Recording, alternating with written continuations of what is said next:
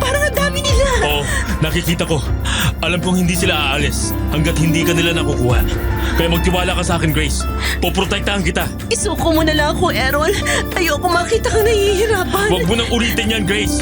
Kahit kailan, hindi kita iaalay sa kanila. Hindi! Habang ako ang kasama mo! Errol, natatakot ako. Ako rin. Pero hindi ko hahayaan na mapahamak ka. Narinig ko ang malakas na tunog ng pagbukas ng pinto. Kasabay ang pagsabog ng mga kahoy na pader. Tsaka dalawang nilalang na ang anyo ay nababalot ng kadiliman na ang pumasok. Halos hindi ko matansya kung anong itsura nila. Pero ramdam ko ang bigat ng presensya nila. Parang bawat hakbang nila ay nagpapabagal ng aking sariling hininga. At bawat galaw ay may kasamang panganib. Lumayo kayo sa kanya! Hanggang kailan mo kami tatalikuran, Errol? Alam mo ang ginawa ng lahi ng babaeng yan sa lahi natin. Hanggang kailan ka magbubulag-bulagan? Tandaan mo, kahit anong gawin mo, hindi mo kami matatakasan. Antanan niyo na si Grace, Raul! Kung ako sa inyo, mas gugustuhin ko na lang manahimik sa sulok ng gubat. Hindi yung habang buhay, maghahabol ako sa isang bagay na hindi naman ako magtatagumpay. Bata pa rin ang babaeng ko. Ang tamis ng dugo niyang pampulikunting, mas matamis kaysa sa inaakala mo. Hindi mo siya makukuha. Kahit anong gawin mo, hindi ko hayaang masaktan siya. Ang tapang ng dugong albularyo mo, Errol. Pero lahat ng tapang may hangganan. At ngayon, simula pa lamang ito.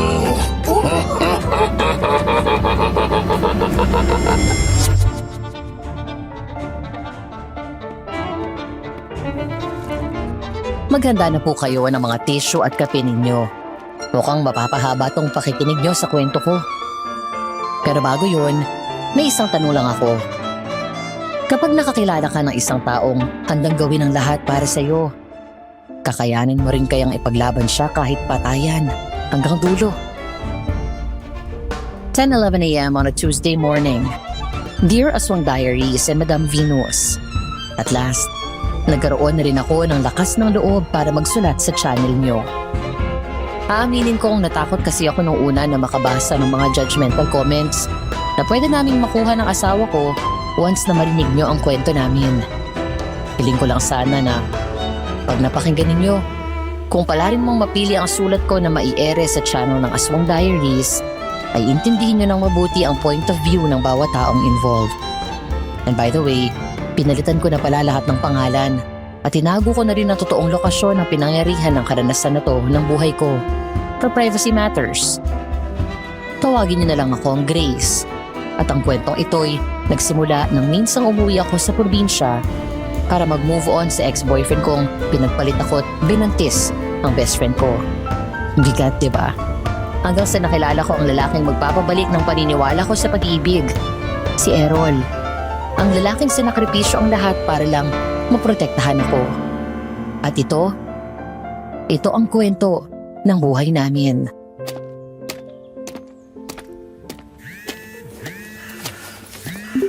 Nasaan ka na? Nakababa ka na ba ng tricycle, anak? Ang tagal mong dumating eh.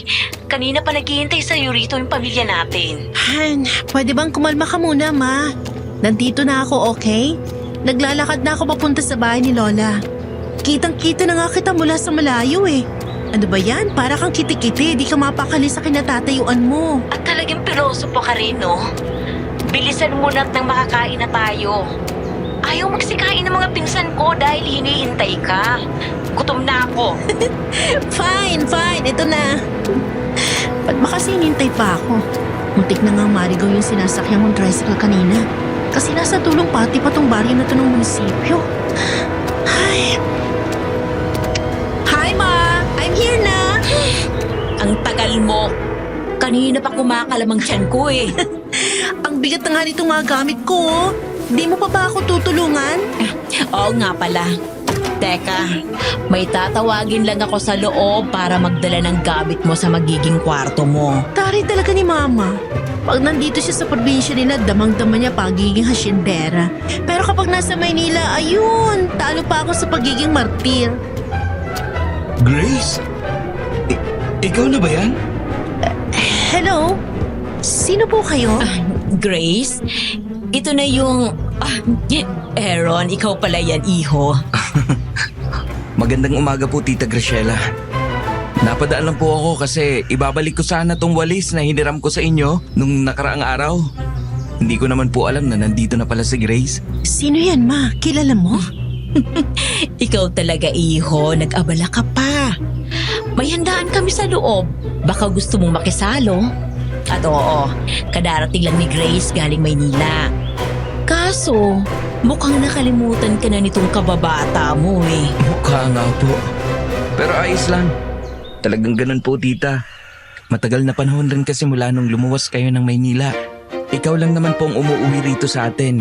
Kaya kayo lang pong nakakaalala sa akin. Aaron? Ikaw na pala yan? Naalala mo na ako? Oo, sino ba namang hindi? Eh di ba ikaw yung kababata ko nakakain ng tae ng kalabaw sa bukid nung minsan tayo sinama ni Lolo Armando para mag-araro? Pagpasensyahan mo na itong kababata mo, Aaron, ha? Broken-hearted kasi, kaya kung ano-ano na lang yung lumalabas sa bibig. Ikaw naman, sa dami ng pwede mong matandaan sa kanya, yung kahiyan pa talaga. Eh ano magagawa ko? Isa yun yung naalala ko eh. Oh, siya, tara na sa loob. Ibigay mo na rito kay Mang Pilipi ang gamit mo. Aaron, pasok ka na rin at doon kayo magkwentuhan ni Grace. Ipaalala mo nga sa kanya yung mga nakakatuwang alaala yung dalawa. Di yung nakakatawa. Magkaibang bagay yon.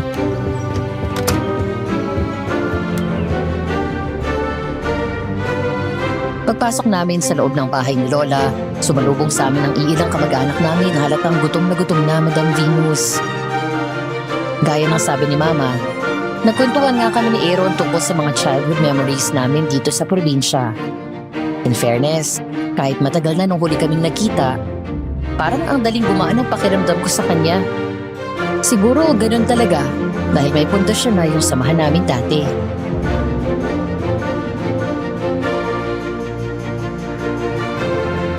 Tita Grace, salamat po sa paanyaya. Magbabalik lang naman talaga ako ng walis. Pero salamat po. Nabusog po ako ng pagkain ninyo. Walang anuman, iho. Basta yung bilin ko sa'yo, ha? Kailangan ko pa kasing bumalik ng Maynila dahil di ko pa tapos asikasuhin yung papeles ko sa pagpunta ko sa Hong Kong. Ikaw na munang bahala rito sa kababata mo pag wala ako. Para naman di siya mailang sa mga tao dito. Si Mama, ginawa pa akong bata. I can handle myself, okay? Not when you're in a fragile state, young lady. O siya, ako'y magliligpit muna sa loob. Pumasyal muna kayo dito sa baryo kung gusto nyo, ha? Tara, lakad-lakad lang tayo. Pampatunaw lang ng kinain. Okay.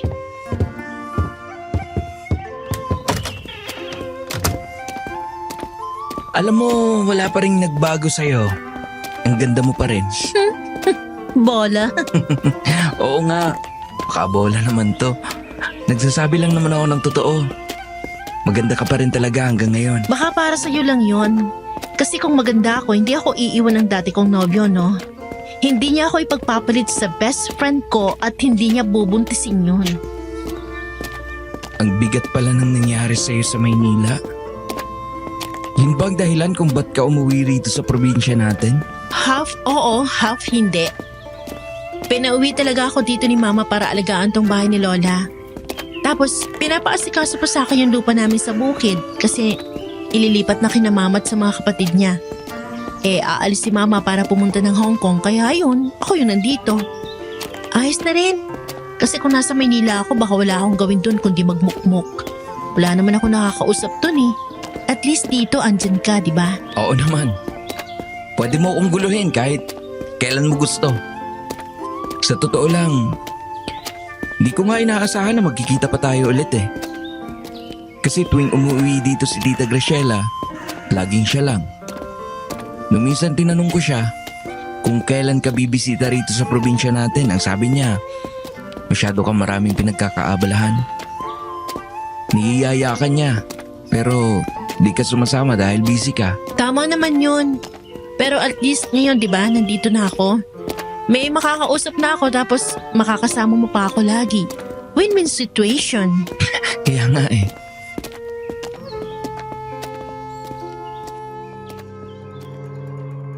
Inabot ng takip silim ang kwentuhan namin, Madam Venus. Ang koila ng ugali ni Aaron. Hindi lang siya basta gwapong chinito. May substance rin. Sa huli, hinatid niya na ako sa amin dahil baka pagod na raw ako sa biyahe. Biniro ko nga, sabi ko, buti nakaramdam siya. Tinawanan lang ako. Pagdating namin sa bahay, agad din ako nakatulog. Kaso nagising ako ng madaling araw.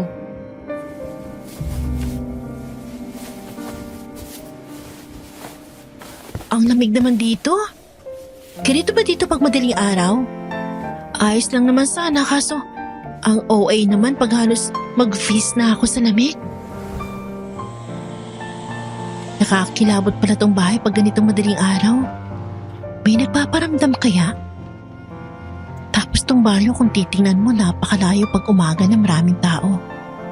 Ngayong gabi, aakalain mong ghost town sa sobrang empty. Makapagpatugtog nga. I-feel ko na tong moment na to. Total, wala namang tao. Wala rin naman siguro makakarinig sa akin, di ba? Kamusta na kaya si Joshua? Naiisip pa kaya niya ako? Easily. Nagsisisi kaya silang dalawa sa ginawa nila sa akin kagaguhan? Lord naman, what's your purpose? Ba't kailangan silang dalawa talaga yung tanggalin mo sa buhay ko? Di na nga kompleto pamilya ko, pati ba naman to? Kailangan iparamdam sa akin na mag-isa na lang ako ulit? Ang panira naman. Nagmo-moment yung tao eh. Ay, teka, nagugutom na rin ako. Nakaligo nga muna para makapagluto ako ng pagkain ko.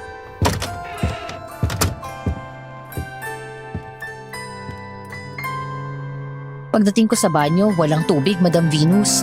Wala ring gripo. Kaya wala akong nagawa kundi kunin yung mga balding walang laman at dinala sa likod bahay. Doon ko nakita yung isang poso. Dinala ko doon yung mga balde at nagsimulang mag-igib.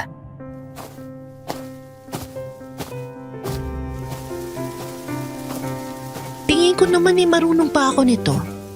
Kahit ang tagal na nung huling beses kong ginamit to. Core memory ba?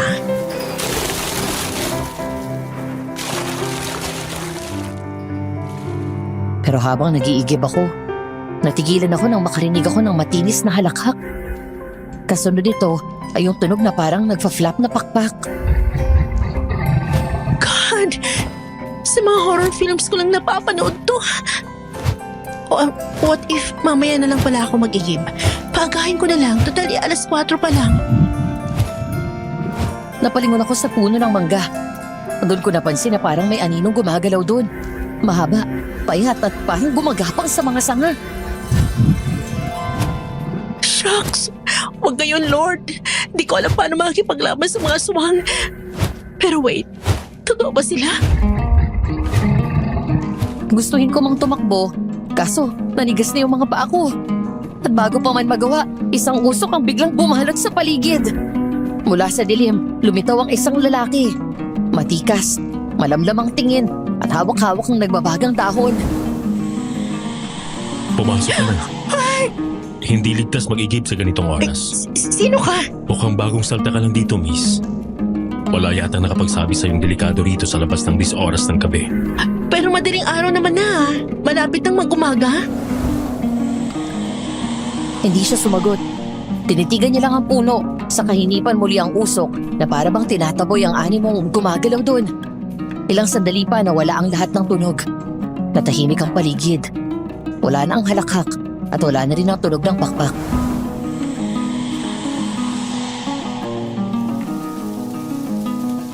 Basta, sundin mo lang yung sinabi ko. Huwag ka nang lalabas mag-isa sa gabi.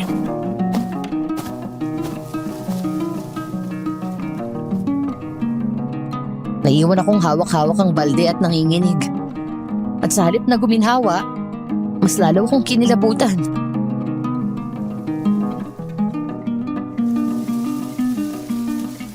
Sino siya?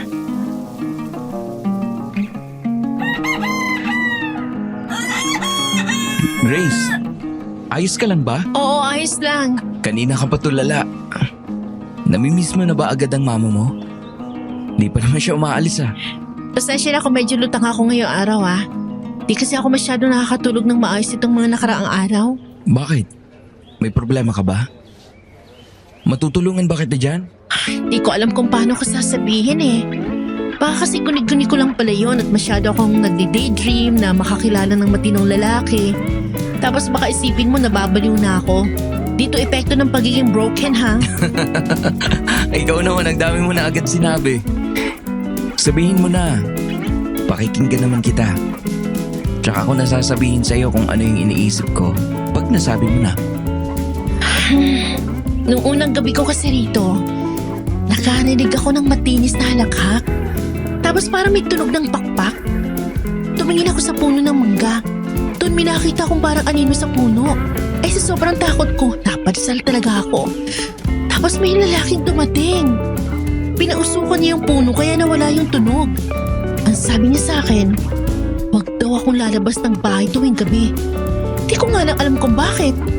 Feeling ko ng mga oras na yun nag-hallucinate lang ako. Meron talaga akong kausap ng gabing noon. Kaya nung mga sumunod na gabi, sinubukan ko ulit lumabas pero di na siya nagpakita ulit sa akin. Lalaki na nagpapausok. Isang lalaki lang naman na binatilyo yung gumagawa nun dito. Si Errol lang. Errol? Errol yung pangalan niya? Oo. Bale, albularyo yun ang baryo natin. Pag may nagkakasakit, kahit anong sakit pa yan, di madadala sa mga doktor, sa kanya dinadala. Pero mailap yun sa tao. At sabi ng mga taga-baryo, parang may kakaiba sa kanya. Kakaiba? Kakaiba nga siya.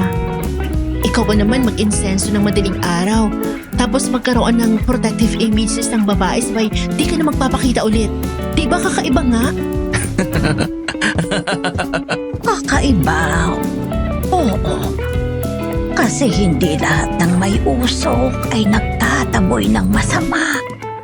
Minsan, nagtatago rin siya ng apoy sa loob. Baka mamaya, yung iniisip mong tagapagtanggol, siya rin pala magdadala sa'yo sa panganib. Lola Iska, Sino siya? Lola, baka naman napapraning lang si Grace. Hindi naman lahat ng sinasabi ng mga matatanda totoo. Hindi lahat ng hindi mo nakikita ay wala. At hindi lahat ng lumalapit dapat mong pagkatiwalaan. Huwag niyong sabihin hindi ko kayo binalaan.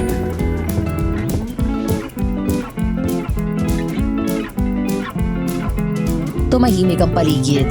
Si Lola Iska, dahan-dahang naglakad palayo sa amin. Habang naiwan kaming tulala ni Aaron. Pero ang utak ko, hindi na mapakali. Kinagabihan, bigla akong binangungot.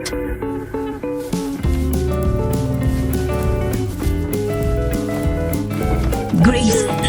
Grace anak, gumising ka! Ayoko sumama. Ang lamig ng kamay mo. Ayoko sumama sa'yo. Grace, gumising ka! Ayoko! Ang taas ng lagnat mo anak! Mang Felipe! Hindi. Tulungan niyo naman po ako! Ayoko. Si Grace, inaapoy ng lagnat! Ayoko! Naramdaman ko na lang na may bumubuhat sa akin. Malakas ang kabog ng dibdib ko. Pero parang nalulunod ako sa sariling pawis. Sinubukan kong dumilat nang makita kong dinala nila ako sa isang lumang kubo na nakatago sa gilid ng gubat. Ang paligid, puro halamang gamot. May amoy ng usok at dagta. Nakakasulasok pero ramdam ko rin ligtas ako. Dito sa kubo, Errol. Tulungan mong anak ko. Ang taas ng lagnat niya. Ihiga niyo siya dito, Aling Graciela. Huwag kayong matakot. Hindi ito ordinaryong lagnat lang. Sino ka? Bakit ang lamig pa rin? Sa ngalan ng hangin at apoy, sa ngalan ng tubig at lupa, umalis ka sa katabi ng batang ito. Oh, Diyos ko. Parang may may lumalabas na usok sa dibdib ni Grace. Anak, Ma, natatakot ako, Ma. Bakit para may nakatitig sa akin? Tagos sa kaluluwa ko. Natatakot ako. Bumalik siya. Pero hindi aalis ng kusa. Bantayan mong anak mo, Aling Graciela. Lalo na kapag sumapit ang dilim. Anong ibig mong sabihin? Hindi mismo ang anak mo ang hinahabol, kundi ang nasa loob niya.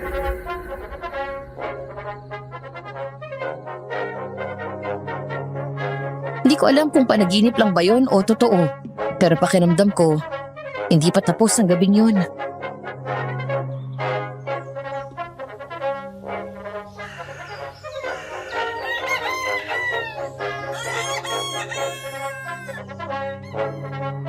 Ang sama ng pakiramdam ko nung umagang yun, Madam Venus.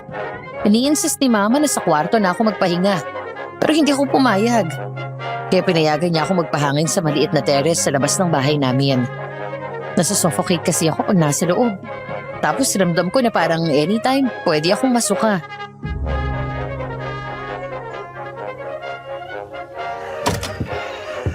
Anak, pumasok ka na kaya. Maputla ka pa rin, no? Ayoko, Ma. Mas masamang pakiramdam ko kapag nakakulong ako sa loob eh. Parang anytime lalabas lahat ng kinain ko kagabi. Grace! Hoy, Ira! Kalma, girl! Para namang di tayo nagkikita sa Maynila kapag napapagawi ka sa amin. Gaga, ang tagal na nun. Ilang taon nang lumipas. Na-miss kita, my pretty cousin. Kumastang Manilenya girl namin, ha? Eto, broken-hearted, niloko, pinagpalit sa best friend, nabuntis niya. Ayun, ewan. Baka nagpakasal na nga mga yun, tas nagdiwang kasi wala nang hadlang sa pagmamahalan nilang dalawa. Ay, nako, sinabihan na kasi. Grace! Grace! Kumusta? Nabalitaan ko yung nangyari sa'yo kagabi. Ay, kumakasigaw ka naman, Aaron. Nandyan lang sa harapan mo yung kausap mo, oh. Parang ikaw kanina hindi ganyan na. Ayos na ako, Aaron. Salamat sa concern. Medyo masama na ang pakiramdam ko ngayon pero ayos na rin. Buti naman. Ang dami kasing nangyari ngayon sa baryo natin. Kaninang umaga lang, binalita ng mga tanod na may nawawalang mga hayop daw. Aso, manok, pabo, pati mga baboy. May iba, iniwan pero wakwak na yung katawan. What the hell? Kailan pa nag-umpisa yan? Di ko rin alam.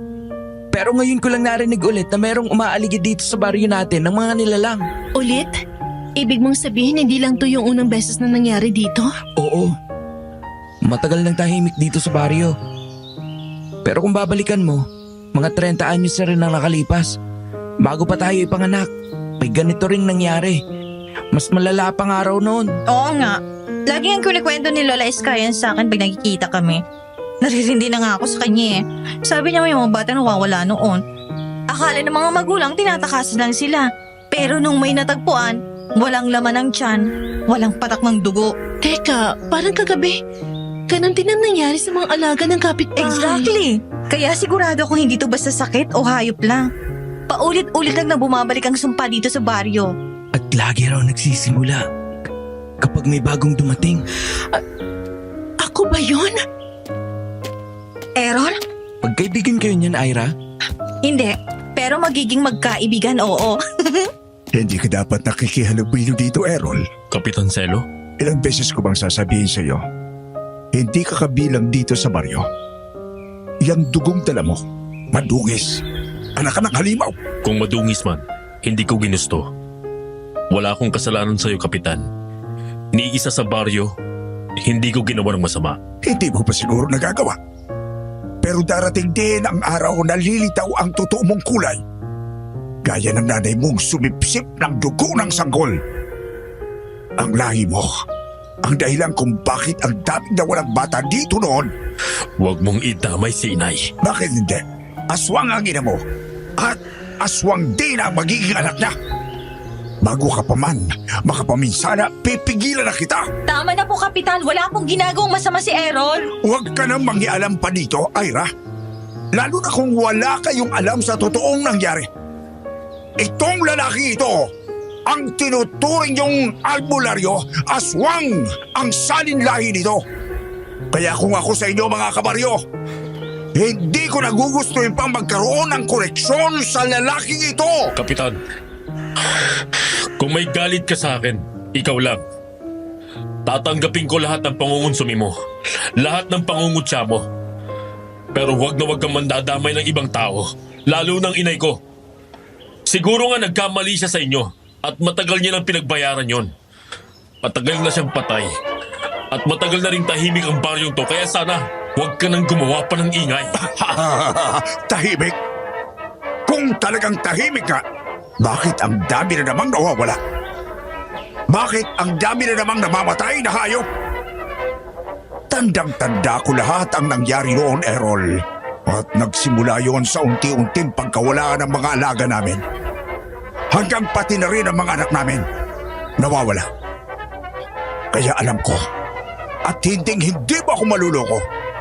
Kasunod nito ay may mapapahamak na naman. Hindi ako bulag. Kita ko kung bakit sumisimple ka ng dikit sa dalagang yan, Errol. May laman siya na hindi niya pa alam. At alam kong kayo ng lahi mo ang may kinalaman dyan. Anong ibig niyo sabihin? Kapitan, sobra na po kayo ah. Huwag niyo ang idamay si Grace. Kapitan, kung may galit kayo kay Errol, siyang kausapin niyo. Huwag niyo nang dagdagan ng bigat na dinadala ng anak ko. Ma, Hindi ako ang dapat niyong katakutan, Kapitan. Ang laman ng sinapupunan niya, hindi ko gawa yun. Pero kung hindi natin babantayan, baka siya mismo ang mamatay.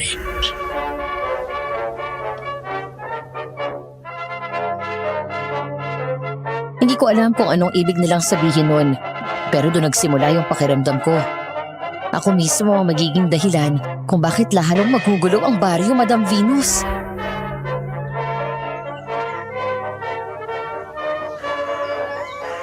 Anak, pumasok ka na muna sa loob. Kailangan mo magpahinga. Ipinagluto kita ng paborito mong sinigang. ma, totoo ba? Anong laman ang sinasabi nila? Huwag mo nang isipin yun, Grace. Mga haka-haka lang yun ni Kapitan. Alam mo naman, tumatanda na. Ganun din dati si Lola Consing, matabilang dila. Huwag ka masyado makikinig sa kanya. Pero makinig ka sa katawan mo. Hindi ka dapat magpuyat.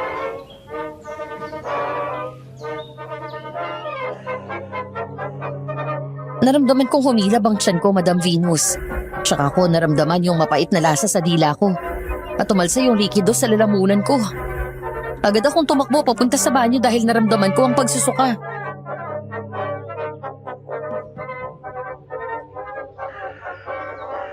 Isuka mo lang lahat yan, anak. Nandito na si Mama. Hindi ka naman iiwan, Kaz. Kaming bahala sa'yo ni Tita Grisela.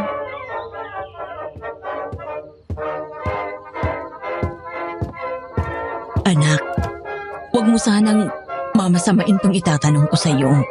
Alam ko na iintindihan ko nararamdaman mo. Bilang nanay mo ko, napagdaanan ko na rin ang pinagdadaanan mo ngayon. Hindi kaya buntis ka? Si Mama talaga. Sa dami pa talaga ng pwede mong itanong eh. Pangarap ko magkaanak kami ni Nash dati, oo. Pero wala eh. Hindi ako buntis. Si Joanna pwede pa. Dahil sila may nabuo talaga. Pero ako, hindi. Siguro stress lang. O baka galing lang sa tubig ng poso. Alam mo naman di ako sanay sa tap water. Grace, yung totoo ba? May chance ba? Hindi ko alam. At kung meron man, anong mapapala ko? Di naman na siya sa akin. Hindi mo siya kailangan, Grace. Nandito kami ni Tita para sa'yo. Kaming bahala sa'yo. Tama si Ira, Grace. Para saan ba't naging nanay mo ko kung pababayaan lang kita mag-isa? At saka, gusto ko na rin magkaapo sa'yo, no? Magte-30 ka na, anak. Kung di ka pa ngayon magkakaanak, kailan pa?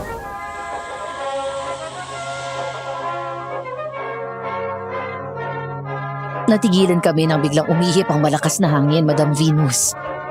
Bumukas ng kaunti ang bintana. At parang may anino na dumaan sa bubungan. Parang gumagapang. Rinig na rinig namin ang kaluskos ng kuko nito sa yero ng bahay namin. Ma, Ira, naririnig niyo ba yun? Dahan-dahang kumiskis ang tunog ng metal. Parang may gumagasgas mula sa labas ng bintana. At kasunod noon, Isang mahabang tila ang lumawit mula sa gilid. Kumikislot yun. Lumampi saglit sa hangin. Parang may inaamoy. May hinahanap. Diyos ko, Gracia, may gumagapang sa bubong. Nak, sa ilalim ka ng papagdali. Lumayo kayo lahat! Sana panaginip lang lahat ito.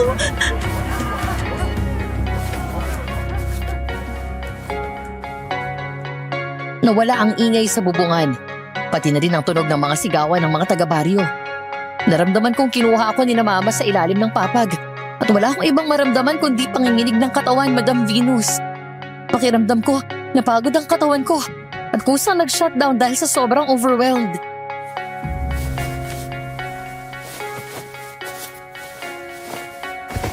Simula ngayon, hindi ka na pwedeng mawala sa paningin ko, anak. Ma, tingin ko, buntis nga ako. Huwag kang mag-alala, Grace. Kasama mo kami sa laban na to. Hindi ka namin pababayaan ni tita. Paano ko sasabihin kay Nash na magkakaanak na siya sa akin? Gusto ko makilala niya magiging anak namin kahit hindi na siya bumalik sa akin. Hindi na kailangan, Grace.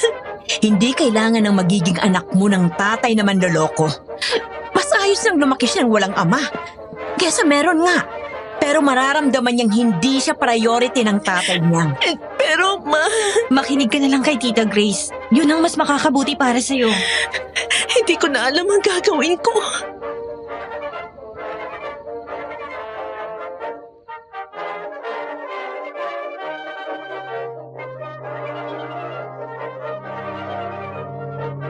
Bumaba ako sa first floor ng bahay. Matapos kong maalimpungatan dahil sa maingay sa baba, nakita kong bukas na ang pinto at nandun si Kapitan Selo. Kasama niya ang iba pa naming kapitbahay. Hinarap sila ni Mama pati na rin ni Ira. Halatang nagtatalo, Madam Venus. Nakita kong may mga hawak silang itak, sulo at bawang. Sa gitna nila, si Kapitan Selo. Nakataas ang kamay, galit na galit.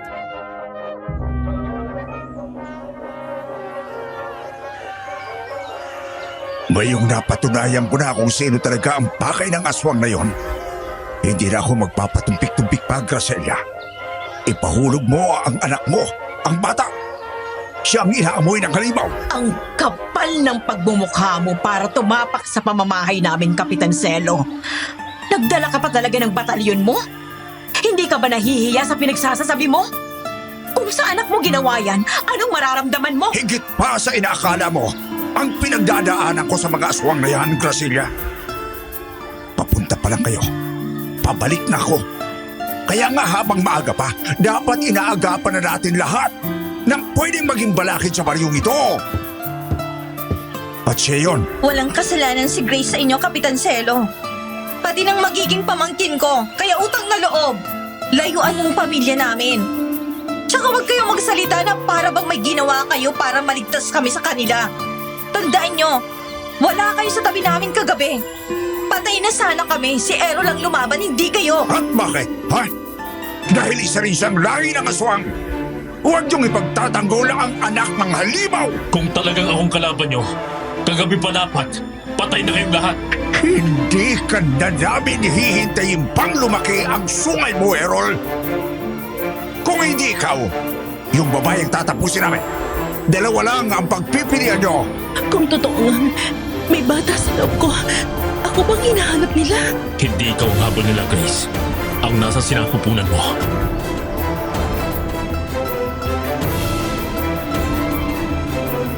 Natahimik ang buong baryo dahil sa sinabi niyo ni Errol.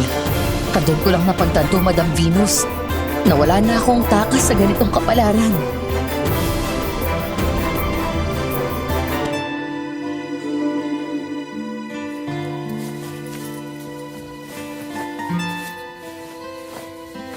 Ay, ano ba yun? Umakyat na kayo sa itaas. Ilala ko lang ang pinto. Ira, pakialalayan tong pinsan mo, dali. Halika na, Grace. Mas safe ka dun sa taas. Ma, hindi ba pwedeng sundin na lang natin yung gusto ng mga taga-baryo? Ipalaglag ko na lang sana tong bata para di na siya mapahamak pa. Mag-isip ka nga, Grace. Huwag kang magpapadala sa mga kademonyohan ng mga kapitbahay natin, anak. Dahil sa huli, ikaw pa rin naman ang bubuhay sa magiging anak mo eh. Hindi sila. Kung makikinig ka sa kanila at natahimik nga ang baryo, sa tingin mo, hindi ka magsisisi? Eh, di lang naman yun ang problema, Ma. Tama na muna yan, Grace. Tita, nakakarindi na po sa tenga yung tunog ng kinakaskas na yero. Tsaka na po natin pag-usapan yan ulit pag umaga na.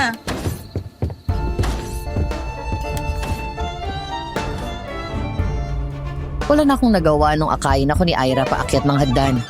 Ang dami ko pang gustong sabihin, Madam Venus. Kasama na dun yung gusto ko na magkaroon ng lalaking magsi-step up para sa magiging anak ko. At si Nash yun. Di pa nga siya tuluyan lumalaki sa sinapupunan ko. Pero ang dami ng problemang nakaabang sa kanya.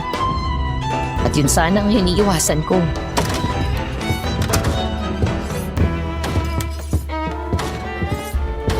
Dito na lang tayo sa loob, Grace. Babantayan kita.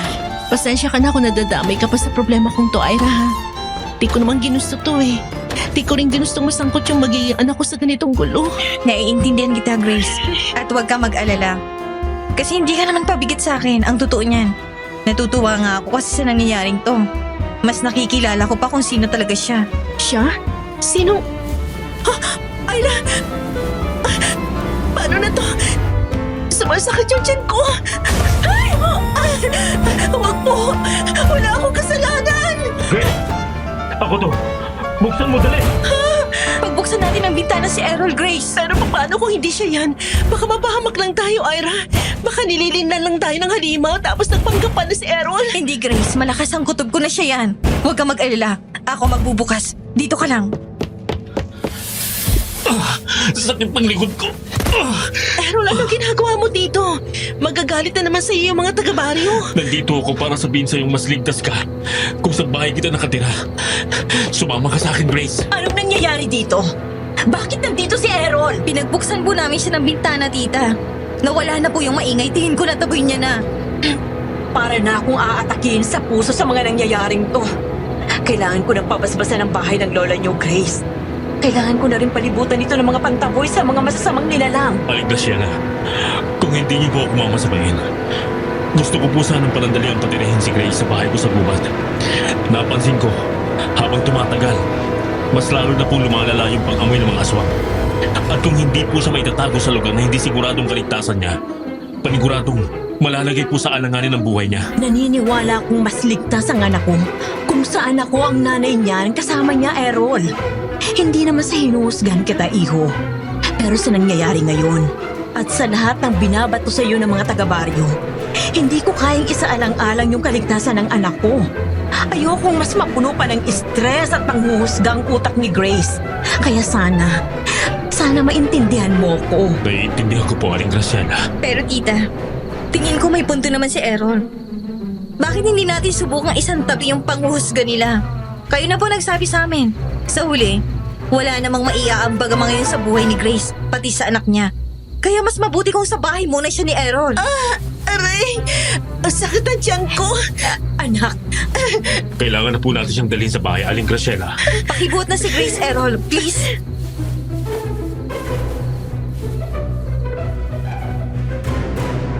Wala na akong nagawa nung buhatin ako ni Errol, Madam Venus. Mahigpit na lang akong kumapit sa leeg niya nang bumaba siya sa hagdan namin. Nakasunod sa amin sina Mama at si Ira.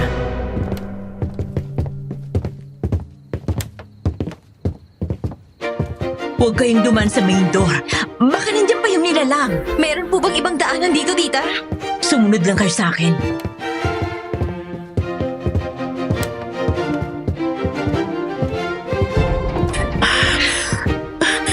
Anong lugar to, Errol?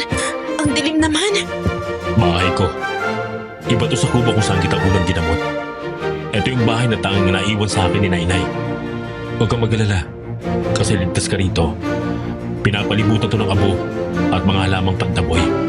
Hindi rin basta-basta makakapasok ang kahit na anong nilalang dito. Bakit ngayon ko lang nalaman na may ganito ka palang bahay, iho? May mga bagay na mas mabuting hindi alam ng lahat. Pero hindi rin naman ito tago. Alam ni Kapitan Selo na dito nanirahan ang mga magulang ko noon. Bago sila pinatay ng mga kilalang manunugis na mga aswang na wala na rin ngayon. At ayun, dahil na rin sa sitwasyon, kailangan kong ipakita to sa inyo ngayon. Ang dami mong halamang nakasabit, pati bawang, luya at kung ano-anong tuyong dahon. Para bang templo ng albularyo? Hindi templo. Depensa. Depensa raw. Pero bakit parang mas lalo akong kinakabahan? Grace, kahit anong takot maramdaman mo, tandaan mo lang to. Hindi ako kalaban mo. Errol, bakit ba lagi kang nasa tamang oras? Lagi kang sumusulpot kapag halos wala na akong pag-asa. Naramdaman ko lang. At mula nung gabing pinagamot ka ni Aling Graciela sa akin, nagdesisyon akong bantayan ka. Bantayan? Anong ibig mong sabihin, iho? Hindi ito ang tamang oras para ipaliwanag ang lahat. Ang mahalaga muna sa ngayon, makakaligtas si Grace, pati ang anak niya. Pero hanggang kailan, Errol? Hanggang kailan ako ligtas? Ay, Diyos ko! Nandiyan pa sila! Hayaan niyo, hindi sila makakapasok. Hindi rito.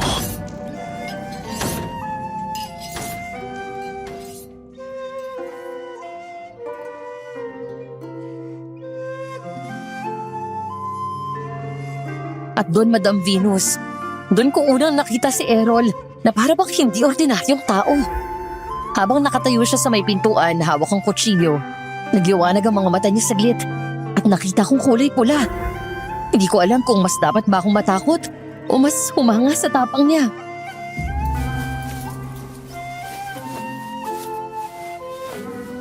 Gagamutin muna kita.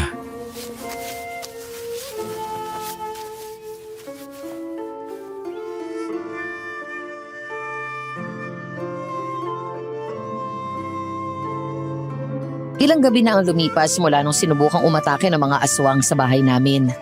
Iniwan na rin ako ni na Mama at Ira dito sa bahay ni Errol. Kinabilinan lang ni Mama si Errol na alagaan ako at huwag akong pabayaan. At naramdaman ko naman ang pag-aalaga niya, Madam Venus. Pero sa totoo lang, hindi na ako mapakali. Ang daming tanong na bumabagabag sa isip ko. Kaya naman nung gabing yun, sinubukan kong kausapin si Errol.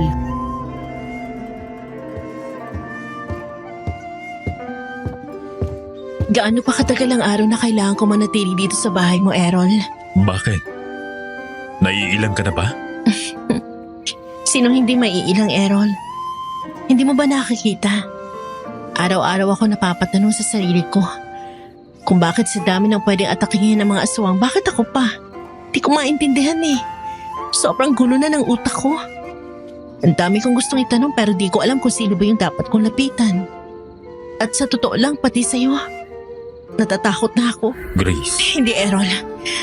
Gusto ko lang malaman yung totoo. Kaya sana sabihin mo. Kailangan kong malaman kung ano ka ba talaga. alam kong alam mo na to. Dahil narinig mo na yun kay Kapitan Selo. At pag inulit ko, tatakbo ka ba? Hindi na ako bata, Errol. Di man ako kasing tapang ni na Mama o ni Lola Conching, pero kung patuloy kang mananahimik, mas lalo ako matatakot. Kung totoo nga ligtas ako dito, bakit pakiramdam ko mas malapit ako sa panganib? May dugo akong aswang. Ang ina ko ay isa sa kanila. Aswang. Pero ang tatay ko isang albularyo. Kaya ako pinanganak na ate. Dalawang dugong dumadaloy sa akin. Buong buhay ko pinili kong lumaban sa halimaw sa loob ko. Pero hindi ko alam hanggang kailan ko kayang kontrolin. Pero pinipilit ko. Hanggang ngayon, pinipilit kong huwag matulad sa lahi namin. Nung unang gabi ko rito, napansin ko nag-iba yung kulay ng mata mo. Doon pa lang alam ko na, baka nanlalaban na yung dugong aswang mo. Pero bakit? Bakit hindi mo ako magawang saktan? Kung para sa kalahi mo, nandito na ako sa harapan mo. Kayang-kaya mo akong lamunin kung gugustuhin mo, pero bakit hindi mo ginawa? Gusto kita. Kahit noon pa man. Hindi mo lang alam, pero matagal ko lang hinihintay yung pagbalik mo, Grace. Anong ibig mo sabihin? Kung matagal na tayong magkakilala, bakit hindi ko maalala? Natural namang makalimutan mo yon. Lalo na't mga bata pa naman tayo nung nangyari yon. Pero ako, hindi ko makakalimutan yon. Isang beses lang nangyari pero hanggang ngayon, sobrang linaw pa rin sa utak ko. Panahon ng tag-init, dinala ka ng mama mo dito sa probinsya. Sa bahay ng lola mo. Doon tayo nakita. At doon din ako unang tinawag na anak ng halimaw ng mga bata. Gusto nila akong batuhin. At ikaw ang umarang sa kanila, Grace. Ikaw ang tumayo sa harap ko. Sabi mo, huwag niyong sasaktan dahil wala kayong karapatan. Doon pa lang, alam ko na. Hindi mo man ako kilala. Prinotektahan mo na kaagad ako. Hindi ko matandaan yon. Pero ako hindi ko makakalimutan. Ikaw ang unang taong naniwala na hindi ako tulad nila. Kaya mula noon, ipinangako ko sa sarili ko, kahit anong mangyari, babantayan kita. Kaya pala lagi kang sumusulpot sa tamang oras. Kaya pala parang kilala mo ako kahit hindi naman talaga tayo nagkakasama noon. Kilala kita. At higit pa ron, ikaw lang ang dahilan kung bakit hanggang ngayon, pinipilit ko maging tao. Kahit pa ang lola Conching mo, ang dahilan kung bakit napulan ako ng ina. Anong ginawa niya sa inay mo, Errol? Siya ang dahilan kung bakit naglaho ang unang lahi ng pamilya ng ina ko. Dahil sa kanya, natigil ang pamamayani nila rito sa baryo. Kaya hindi lang ikaw ang habol nila. Ikaw, ang apo niya. Ikaw ang susi ng galit na pinapasa nila hanggang ngayon. At hindi sila titigil hanggat hindi sila nakakabalik sa dati. Errol, kung ganyan kalalim, kung ganyan kalaki yung panghanib, bakit hindi mo pa ako pinababayaan? Alam mo mapapahama ka. Bakit hindi mo ako pinagkakanulo sa kanila? Dahil ayoko mangyari sa iyo ang nangyari sa tatay ko. Pinilit niyang protekta ng inay ko, pero kinain siya ng sarili niyang tapang. Hindi ko hahayaang mangyari ulit yon. Hindi ko hahayaang mawala ka sa harap ko. Errol, Mahal kita, Grace. Lahat gagawin ko para sa iyo. Kahit buhay ko pa ang maging kapalit. Errol! Wala silang karapatang kunin ka. Hindi, habang buhay pa ako. Sa gabing yun, maririnig mo ang mga kakaibang ungol, matatalim na kuko, at paggasgas sa dingding ng bahay ni Errol, Madam Venus. Ang tensyon sa aming dalawa ay biglang naputol at napalitan ng takot at galit dahil sa muling pag-atake ng mga aswang. Errol! Nakakita mo ba yun? Parang ang dami nila! Oo, nakikita ko. Alam kong hindi sila aalis hanggat hindi ka nila nakukuha. Kaya magtiwala ka sa akin, Grace. Poprotektahan kita. Isuko mo na lang ako, Errol. Ayoko makita kang nahihirapan. Huwag mo nang uulitin yan, Grace. Kahit kailan, hindi kita iaalay sa kanila. Hindi! Habang ako ang kasama mo! Errol! Natatakot ako! Ako rin. Pero hindi ko hahayaan na mapahama ka. Narinig ko ang malakas na tunog ng pagbukas ng pinto, kasabay ang pagsabog ng mga kahoy na pader. Tsaka dalawang nilalang na ang anyo ay nababalot ng kadiliman ng pumasok. Halos hindi ko matansya kung ano ang itsura nila, pero ramdam ko ang bigat ng presensya nila. Para bang bawat takbang nila ay nagpapabagal ng aking sariling hininga at bawat galaw ay may kasamang panganib. Mga aswang! Lumayo kayo sa kanya! Hanggang kailan mo kami tatalikuran, Errol? Alam mo ang ginawa ng lahi ng babaeng yan sa lahi natin. Hanggang kailan ka magbubulag-bulagan? Tandaan mo, kahit anong gawin mo, hindi mo kami matatakasan. Pagtanan niyo na si Grace, Raul! Kung ako sa inyo, mas gugustuhin ko na lang manahimik sa sulok ng gubat. Hindi yung habang buhay, maghahabol ako sa isang bagay na hindi naman ako magtatagumpay. Bata pa rin ang babae ito. Ang tamis ng dugo niyang apo ni Conching. Mas matamis kaysa sa inaakala mo. Hindi mo siya makukuha. Kahit anong gawin mo, hindi ko hahayaang masaktan siya. Ang tabang ng dugong albularyo mo, Errol. Pero lahat ng tapang may hangganan. At ngayon, simula pa lamang ito. Sa gabing yon, ramdam ko agad ang tensyon sa hangin bago ang isang malakas na salpukan. Sabay-sabay na sigaw ng mga nilalang at nagundong ng pagkakasagupa na parang bumabalot sa bawat sulok ng bahay, Madam Venus. At doon, unang beses kong nakita si Errol na hindi anyong tao. Ibang dating ng kanyang presensya. Mabigat ang bawat hingal na pumapalibot sa paligid. Maririnig ang tunog ng balat na parang pumuputok sa bawat galaw ng katawan niya. Natulala at nanginginig ako. Halos hindi makapaniwala sa nakikita sa harapan ko. Errol, ano to? Lumayuan mo na sa akin, Grace.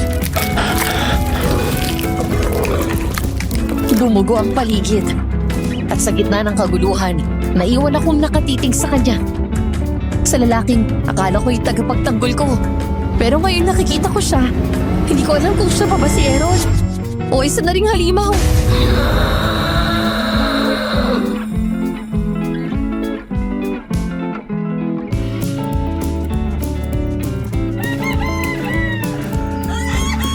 Errol, gusto ko na umuwi sa amin. Napasok na tayo kagabi at tingin ko hindi pa rin sila titigil. Pasensya ka na sa nakita mo kagabi, Grace. Alam kong natakot ka. Hindi ko rin sinasadya na ganun. Lalo na ngayong nalalapit ng kabilugan ng buwan. Mas lalong lumalala yung kagustuhan ng dugo kong aswang na kumawala. Naiintindihan ko.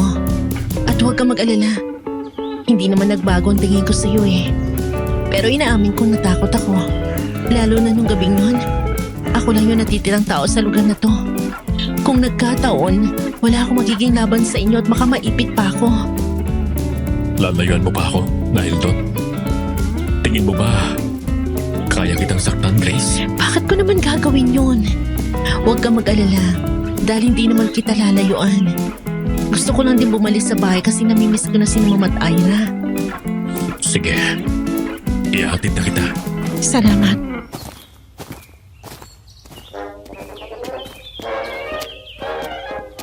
Grace, ilang araw na akong pabalik-balik dito sa bahay ninyo. Sabi ni Tita Graciela, umalis ka raw. Saan ka galing? Oh, Mauna na ako, Grace. Oh, Errol, bakit hinatid mo na si Grace? May nangyari ba? papasok muna ako sa loob. Salamat ulit, Errol. Samahan na kita. Grace, anak? Bakit inuwi ka ni Errol? May nangyari ba? Wala, Ma. Namiss ko lang kayo ni Ira. Mas nararamdaman ko na rin po yung paglaki ng tiyan ko. Alam ko hindi ako matutulungan ni Errol dito kaya umuwi na po ako. Siguro nga, mas nakabubuti kung nandito ka, anak. Mas... Ano, Kapitan? Para natin yan, Ma! Salo! Para marinig na. Para marinig na sa lugar natin. Gawa niya dito sa bahay natin. Ano na naman yun? Kailan niyo ba titigilan si Errol, Kapitan? Nakakasawa na po kayo sa totoo lang. Kayo po ang leader ng baryo. Imbis na makipag-deal kayo sa kasimayan niyo ng maayos na paraan, hinaharas niyo pa. Dapat lang sa kanya na umalis sa baryong ito, Ira. Walang lugar ang mga katulad niya dito. Nakalimutan niyo na ba ang salitang respeto, Kapitan? Talagang dito pa man din kayo nag-iiskandalo sa harapan ng bahay namin. Tara sa barangay. Hindi nyo na kailangan gawin yan, Kapitan. Ako na mismo lalayo. Ayoko nang masyadong pinapahabang pinag-uusapan. Kung napupunta lang naman sa wala. Tama yan. Magkusang loob ka na, iyo. Dahil sa totoo lang, hindi ka namin titigilan hanggat sa umalis ka na sa amin.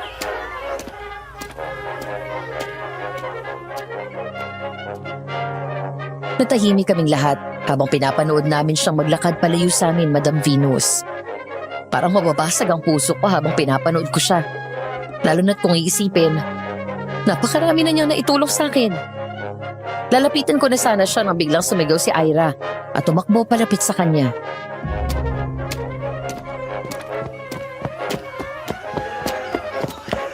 Errol, gusto ko lang malaman muna nandito ako para sa'yo. Halimaw ka man para sa kanila, pero para sa akin hindi. Ikaw pa rin yung parehong Errol na sumagip sa akin sa batis. Lagi kang mag-iingat, ha? Salamat, Ira. Mag-iingat ka rin palagi. Sana alagaan mo rin ang pinsan mo. Ngayon niya kayo mas kailangan. Ayos ka lang ba, Grace? Oo, okay lang. Pasok muna ako. Inaantok ako eh. Bakit ang sakit?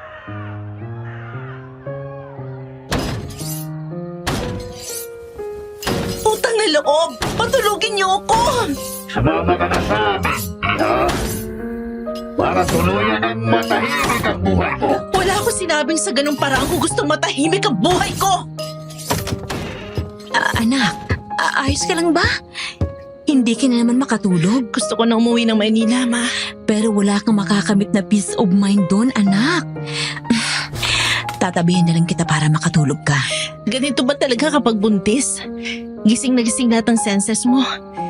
Rinding-rindi na ako sa kanila, Ma. Mas gugustuhin ko na lang talaga ipalaglag ang bata kaysa mag-suffer pa siya paglabas niya sa mundong to. Nakukuha ko naman ang gusto mong sabihin, anak. Pero para sa akin lang, hindi ibibigay yan sa'yo ng walang dahilan. Siguro, alam ng Panginoon na ganito yung mararamdaman mo dahil iniwan ka ni Nash. Kaya binigay niya sa'yo itong baby niyo. Para wala mang Nash sa buhay mo, meron ka namang magiging protector. Sana, anak, huwag kang mawala ng pananampalataya sa Diyos. Oo, mahirap. Darating sa punto na hindi mo na alam ang gagawin mo. Pero lagi mo pa rin iisipin na nandito ako para sa'yo. At si Ira nandito rin para sa'yo. Talikuran ka man ng buong mundo, Grace. Pero kami, hindi namin gagawin sa'yo yun. Naiintindihan mo? Thank you, Ma. Ang swerte ko talaga kasi ikaw yung mama ko.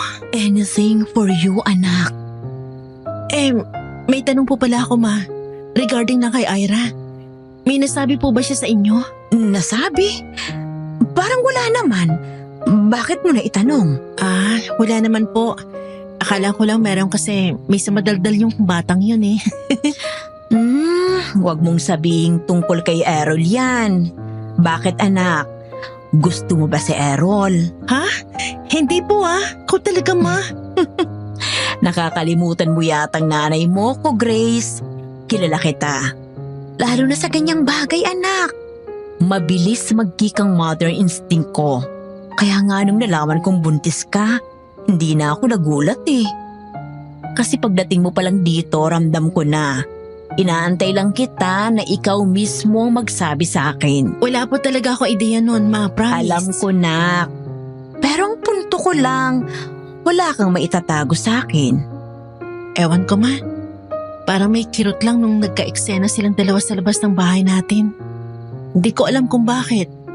Tapos ito ngayon, curious ako kung may nakikwento ba siya sa'yo. Kaso wala eh. Pero alam mo, anak, hindi naman sa panghuhusga kay Errol, at sa pamilyang pinanggalingan niya.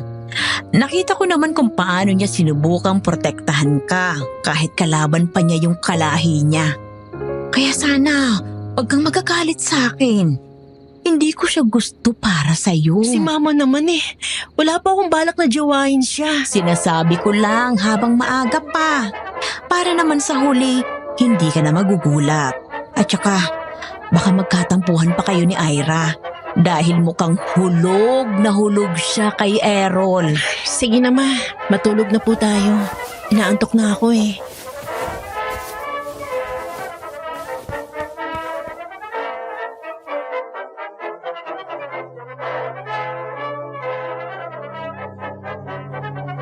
Hindi ko alam kung anong pumasok sa utak ko ng mga oras na yon, Madam Venus. Pero pumunta ako sa gubat. Medyo malayo-layo ang nilakad ko.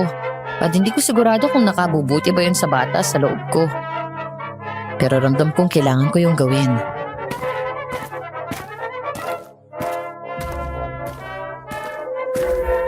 Shit! Wrong timing. Sana makaabot pa ako sa bahay ni Errol. Kita mo nga naman. Bangkay na mismo lumalapit sa akin. Hindi! Hindi! Hindi! Wala ka nang kawala ngayong babae ka. Errol! Errol, tulungan mo ako! Napakaingay mo. Hindi talaga bagay sa inyo mga tao kayo ang tumagal sa mundong ito. Mga manas, Grace, nasaan ka? sugurin nyo na bago pa kayo maabutan ni Errol, mga angat. Ito pala talaga ang ibig sabihin nila kapag pinauna mong pairalin ang katangahan mo, Madam Venus. Dahil kapag na-corner ka na, talagang mabablangko ka. Wala akong ibang nagawa ng mga panahong yon kundi ang isigaw ng isigaw ang pangalan ni Errol. Nang biglang magsisulputan ang mga aswang na tingin ko, matagal na nakaabang sa mga pwede nilang biktimahin. Raul! Sinabi ko na sa inyo, hindi ko kayo pagbibigyan sa gusto nyo mangyari! Grace! Nasaan ka, Grace? Aaron! Sundan mo lang pinanggagalingan ng boses ko! Grace! Biglang sumiklab ang gulo sa baryo. Ang kadiliman ng hapon ay napuno ng sigawan at halakhak ng mga halimaw. Yung bawat hakbang nila sa damuhan ay nagpapabilis ng tibok ng puso ko. Hindi ko alam kung paano ako makakaligtas, Madam Venus. Pero alam kong kailangan ko lumaban. Kahit sa sariling takot. Doon sumulpot si Errol na may dalang kutsilyo at herbal. Baka sa mukha niya ang pagiging determinadong matapos lahat ng to. Huwag ka na magtangkapang saktan si Grace, Raul! Sigurado akong wala kang mapapala! Unti-unting lumitaw ang tunay na anyo ni Errol. Ang mga mata niya'y kumikislap sa pagkapula. Ang mga kamay, parang may pangil na kukong handang pumatay. Kahit kalahati lang ng kanyang halimaw na anyo ang lumitaw, ramdam mo ang bigat ng presensya niya sa paligid. Hindi kita hayaang lumaban mag-isa, Aaron! Kasama mo ako! Isa na namang pag-iibigan ng aswang at tao ang hindi magtatagumpay. Tandaan mo ang nangyari sa inay mo, Aaron. Sana maging aral sa iyo yun na kailanman hindi kayo kailanman magiging posible ng tao yan. Isa kang aswang. Tao yan. Kung salot ka para sa lipunan nila, ganon din siya sa mundo natin. Kailanman, hindi naging kalakasan ang pagmamahal. Kahinaan yan. Kaya kung ako sa'yo, sumama ka na sa amin, Errol. Lamunin natin ang labastangang babae niyan. Dugo ang hinahanap mo. Hindi ako magkakamaling sumama sa inyo, Raul! Siya lang! Si Grace lang ang pipiliin ko hanggang dulo! Bakit hindi mo tanongin ang babae kung parehas kayo ng nararamdaman?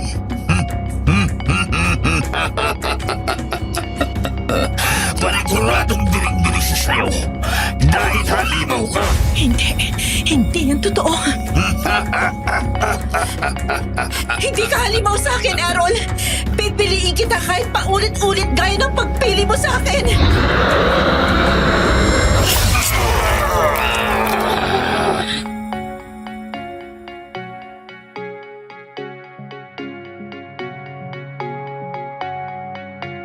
Malakas na sumigaw ang mga aswang na nagpahinto sa mga kalaban.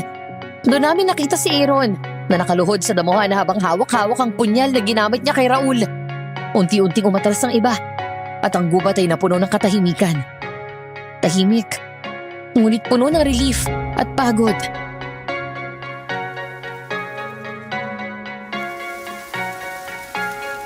Tapos na. Wala na sila. Salamat! Salamat, Aaron!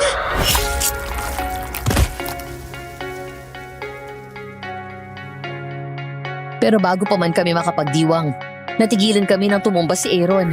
At nasa likod niya ang isang aswang na hingal sa harapan namin.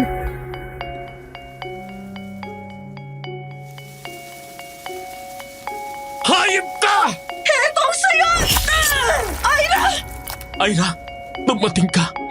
Tulungan niyo ako kay Aaron, dali! Hindi ka pa pwedeng magpaalam, Aaron. Hoy, umayos ka nga!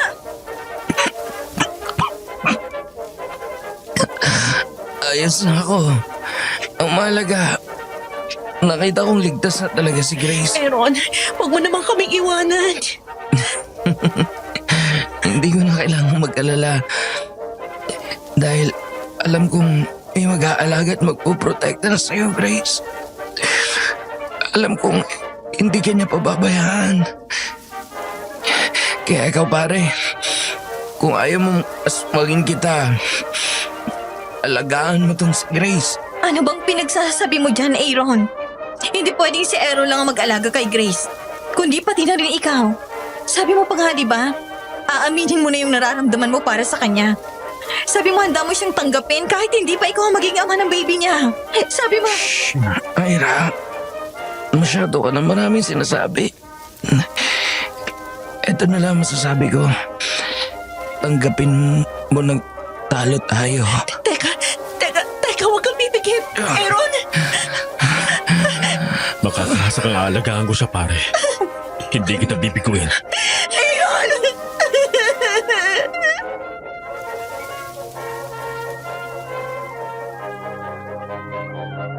Sa gabing yon, Madam Venus, kinuha na sa amin ng Panginoon ng isang kaibigan na nakilala ko.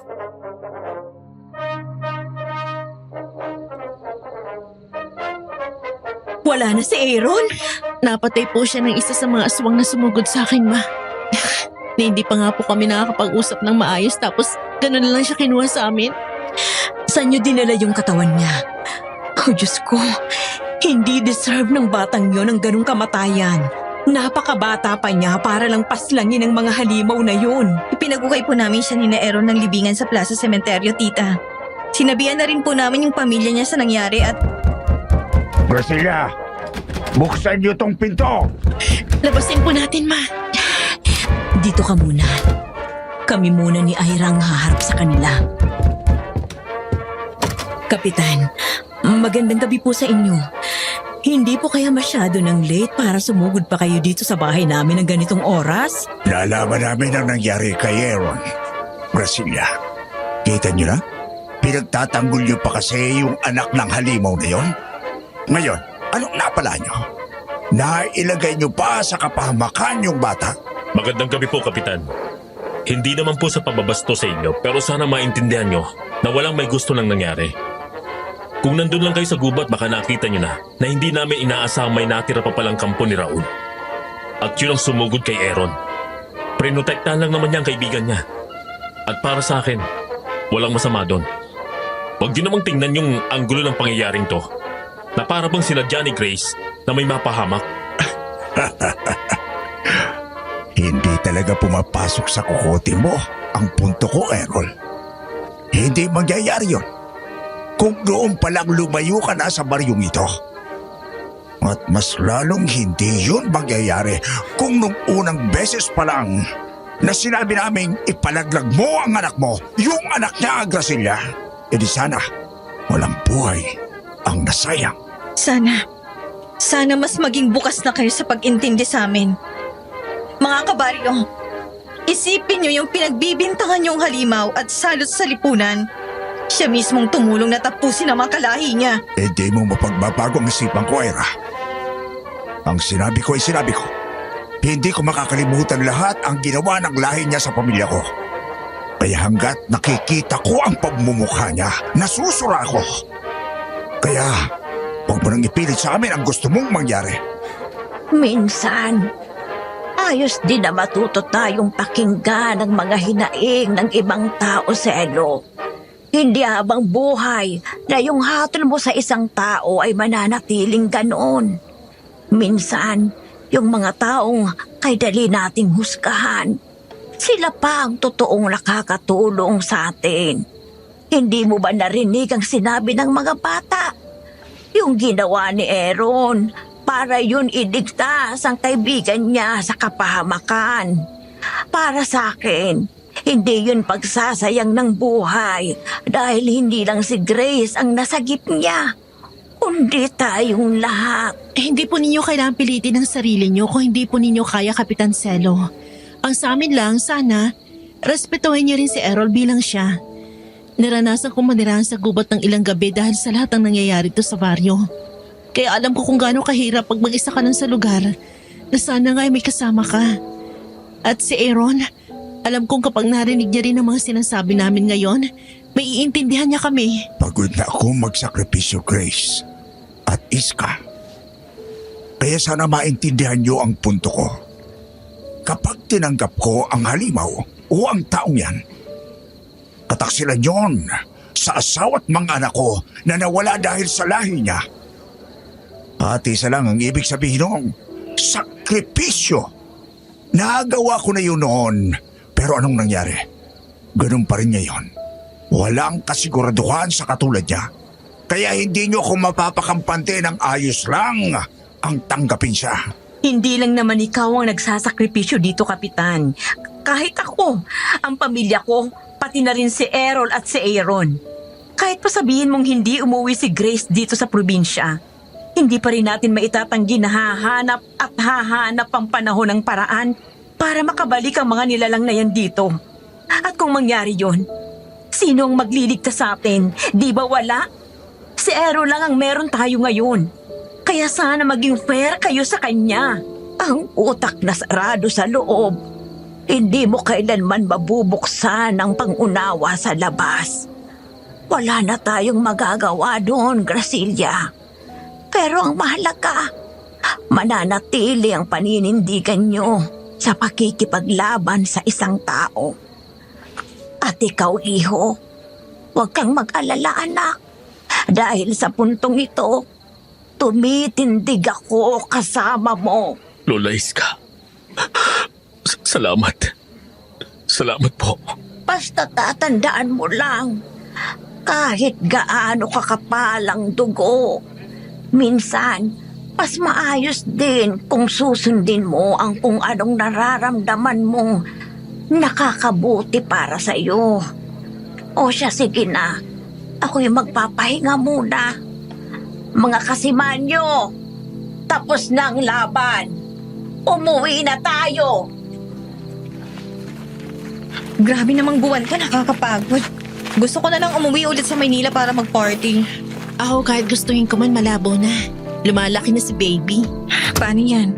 Wala ka namang balak umuwi ng Maynila?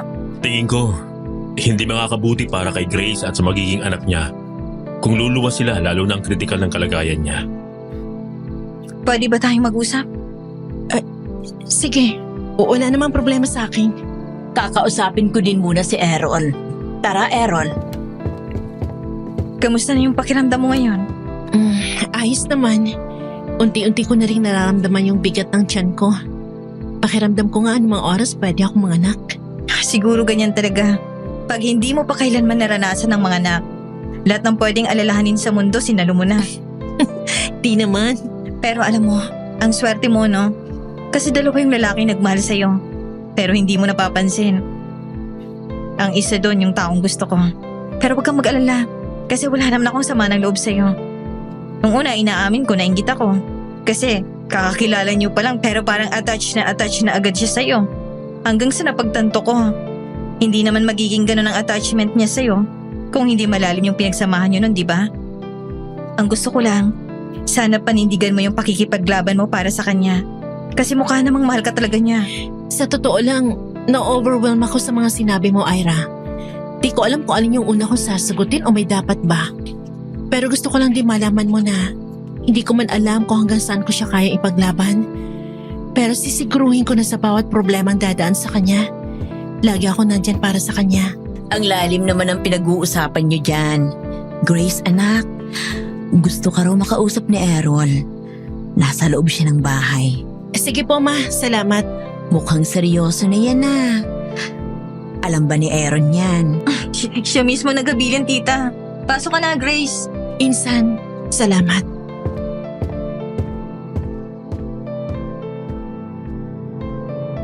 Naabutan ko si Errol na tulala habang nakaupo sa sofa namin. Siguro hanggang ngayon, hindi pa rin siya makapaniwala na tapos na talaga ang laban namin, Madam Venus. Pero alam ko na ang tunay na pakikipaglaban ay nagsisimula dito.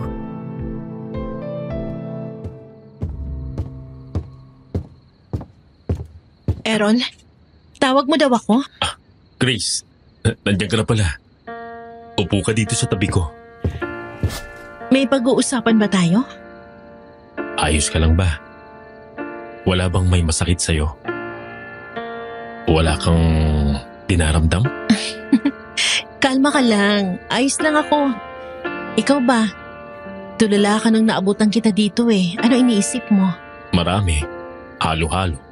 Pero mas angat yung hindi ako makapaniwalang natalo natin sina Raul. Buong buhay ko, binalot ako ng takot na baka hanggang dito na lang ako. Pagtatago sa kubo ko, malayo sa mga tao. Tapos, dumating ka, Masaya ka ba kasi dumating ako o nagdadalawang isip na? Masaya. Ibig kong sabihin, masaya ako kasi nandito ka. Maniniwala ka ba kung sasabihin ko sa'yo, napanaginipan ko tong eksenang to ngayon? Sabi ko, parang nangyari na. At eto, nangyayari na ulit. Deja vu. Anong sabi mo, Grace? Wala. Pero, Errol, gusto ko lang malaman mo na yung sinabi ko sa iyo sa gubat, totoo yun. Hanggat kaya ko, hanggat humihinga ako, wala man akong ideya kung saan tayo dadalhin ng tadhana. Isa lang may papangako ko sa iyo. Nasa tabi mo lang ako palagi. Hindi ko alam kung ayos lang bang sabihin to. Pero gusto kitang halikan. Bakit pinagpapaalam pa yan? Gawin mo na lang.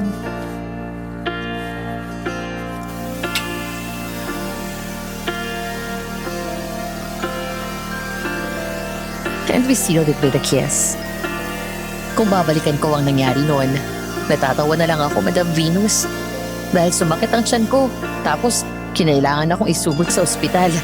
Akala namin manganganak ako nang wala sa oras. Natakot ako noon kasi ilang buwan pa lang ang bata sa tiyan ko. Pero mukhang na-excite lang siya dahil sa takbo ng buhay ng nanay niya. Hindi na ako bumalik ng Maynila. Hindi na nalaman ng ex-boyfriend ko na si Nash na nagkaroon kaming dalawa ng anak. Hanggang ngayon, magkokolehiyo na ang anak namin, pero hindi niya kailanman nakilala. Kami ni Errol, kinasal kami at namuhay ng mapayapa mula noon. May asawa at anak na rin si Ira. Nasa ibang bansa siya ngayon. Ganon din si Mama Graciela na pinaabot ng 1 taon bago tumuloy sa Hong Kong. Sabi niya gusto niya munang masiguro na talagang nasa maayos na kalagayan ako bago niya ako ihabilin kay Errol. Siguro nakontento na rin siya nung nakitang masaya naman kaming dalawa. Tungkol naman sa baryo, sobrang bagal ng progress. Pero ang mahalaga, tanggap na ng mga taga-baryo si Errol. Bago pumanaw si Kapitan Celo, nakapag-usap din sila at nagkapatawaran. Yun naman ang mahalaga, di ba? Kahit gaano katindi yung di nyo pinagkakaintindihan ng isang taong yun, idaan nyo lang sa mabuting usapan. At baka ngayon, pwedeng ayos na kayong dalawa. Napagtanto ko rin, Madam Venus, na baka hindi mangyayari ang lahat ng ito kundi rin ako nabigo kay Nash. Indeed, everything happens for a reason. At isa lang ang masasabi ko, sobrang worth it ang lahat ng nangyari. Hanggang dito na lang po ang sulat ko, Madam Venus. Maraming salamat sa pakikinig.